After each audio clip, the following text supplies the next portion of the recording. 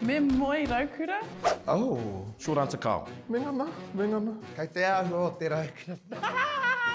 Me ngana ki te moe Māori. Ka mama ake. Kei te ahu o te kura. No, I'm only joking.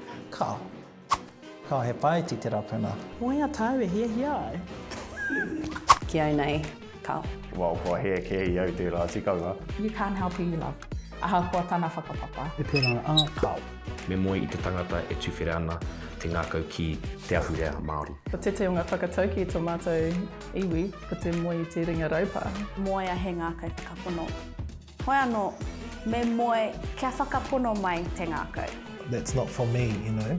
I would prefer a partner who cared about me for me. Ara etahi hara i te Raukura, e tangata pai. Ka tahuri mai ki te reo Māori, te ao Māori. Ara etahi Raukura, kua tauri ki atu, ka tauri ki atu. Me whakarongo koe ki te karanga o te ngākau. Moea te tangata, ngākau nui ki te ao Māori.